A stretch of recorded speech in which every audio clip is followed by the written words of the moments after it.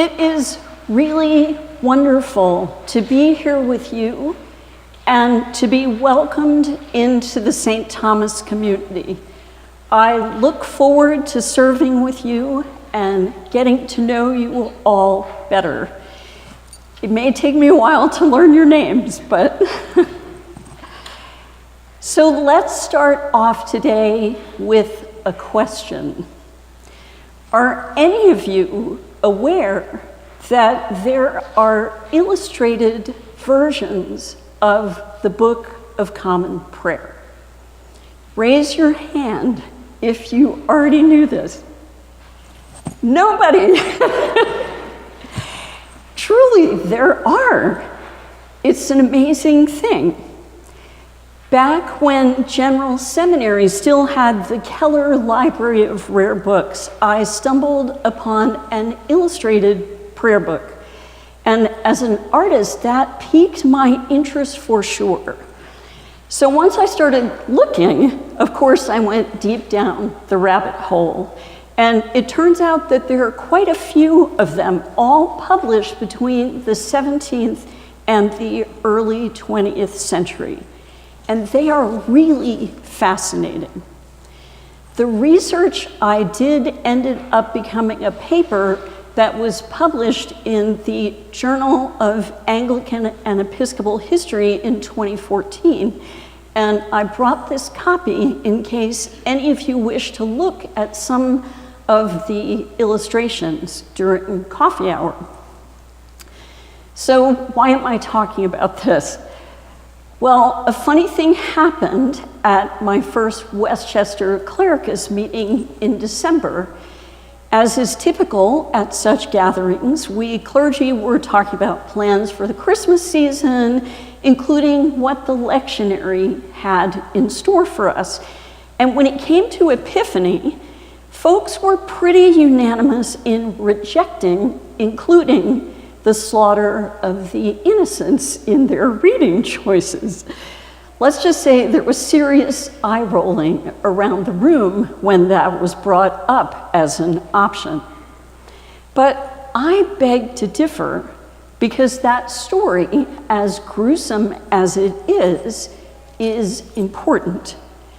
We'll get to the theological reasons in due course, but I want to bring us there by telling you about an illustration of that very Bible passage in one of the prayer books that I studied. This particular prayer book was the oldest one I found. It was printed in 1636, and the illustrations were likely added during a rebinding in 1653. Now, the time between the 1640s and the 1660s was an especially tumultuous time in English history, now known as the Second English Civil War. It was one of the eras during which the violent tension between Catholicism and Protestantism in the English Reformation was raging. King Charles I was beheaded in 1649. English churches remained, but don't tell Bishop Matt, bishops were banned. Feast days such as Christmas and Easter were also banned. Even the prayer book itself was outlawed, replaced by a series of guidelines called the Directory of Public Worship. Sounds great, right? Those who favored the monarchy and the prayer book fled to Europe, hoping not to be hunted down by agents of the Commonwealth. One such escapee was named William Faithorn, the very artist who created the illustrations for that 17th century prayer book. In an age when even owning a prayer book was treasonous and iconoclasts were destroying stained glass windows, imagine having the courage to illustrate one. when believing as Faithorn did was heretical, when his beloved liturgy had been suppressed, how did he respond? Instead of cowering, Faithorn chose to create magnificent printed illustrations for the prayer book. There are 28 illustrations in his copy, all of them done in portrait orientation, so they fill up one entire page, top to bottom, except for one.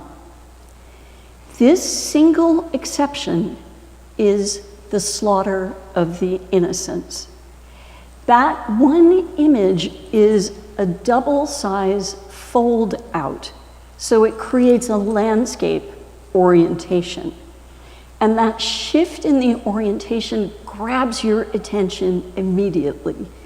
It's really the equivalent of a bright red flashing light.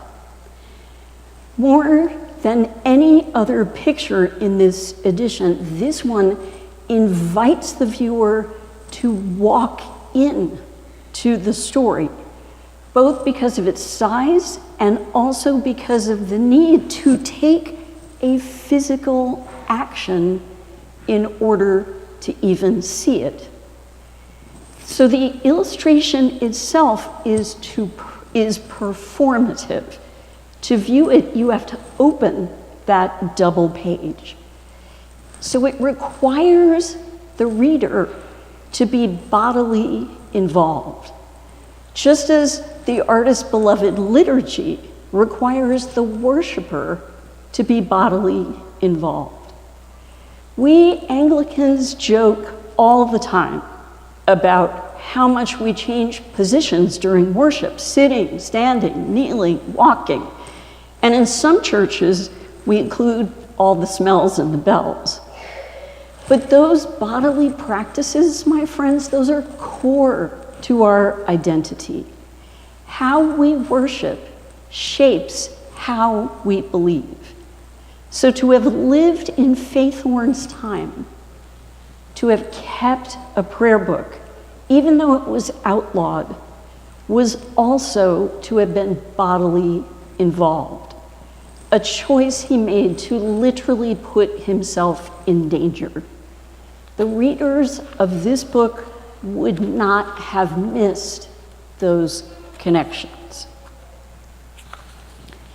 Finding this image done by this artist at that specific time in history brought home to me why the story of the slaughter of the innocents is part and parcel of the whole Christmas, indeed the whole Christian story.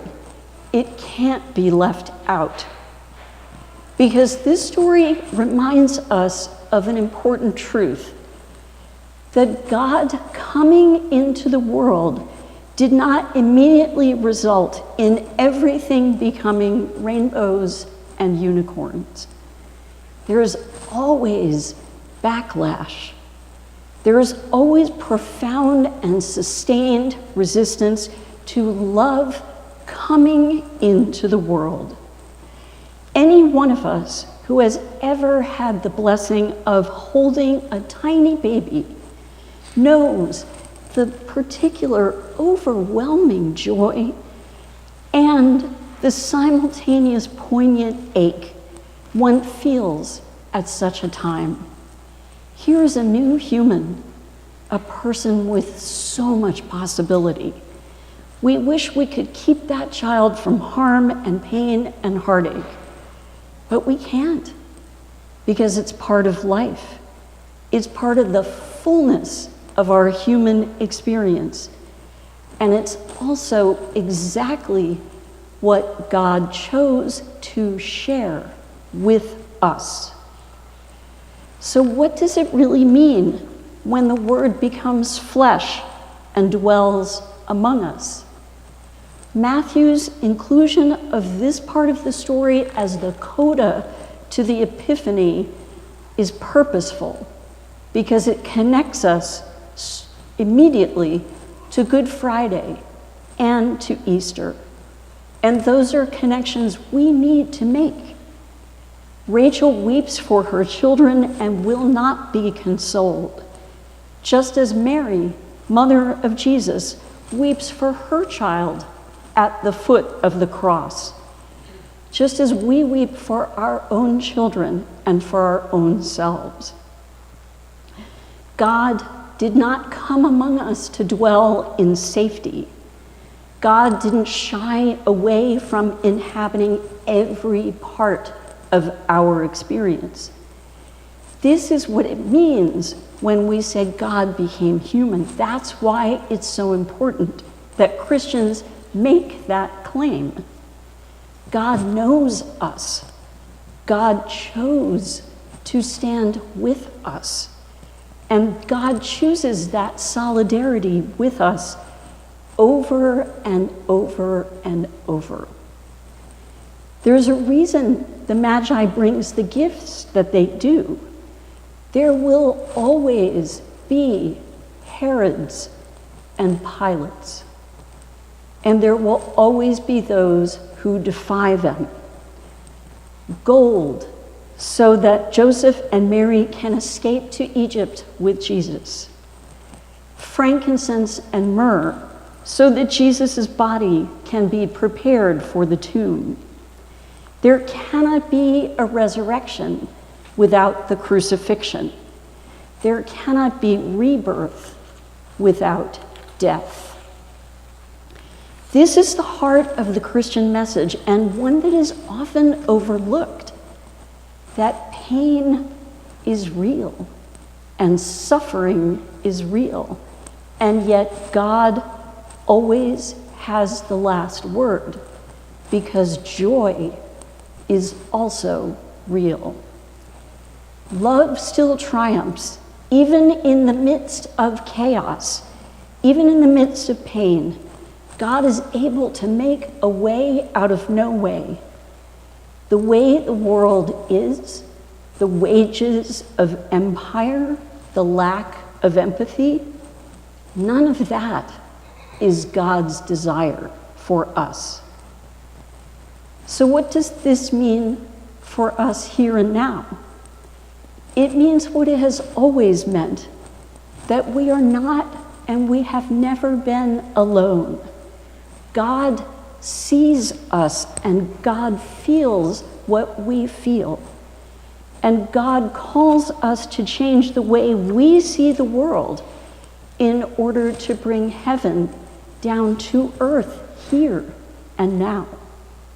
So often we hear preachers say that being saved means we will be rewarded in the next life. And yes, it does.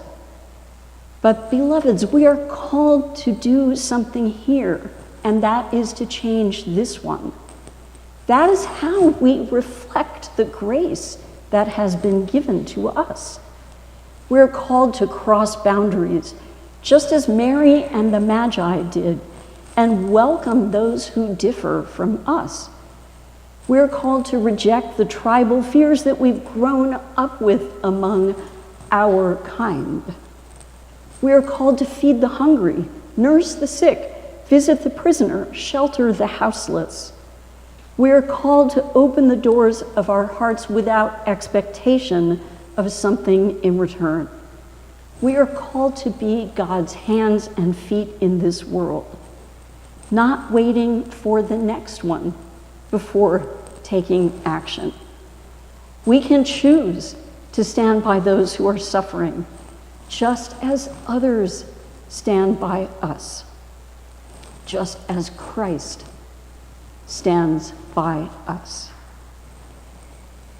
My friends, even as these 12 days of Christmas draw to an end, even as we begin our Epiphany journey toward Lent and Holy Week, please let us remember that we are not alone. We are seen, we are held, and we are loved. Amen.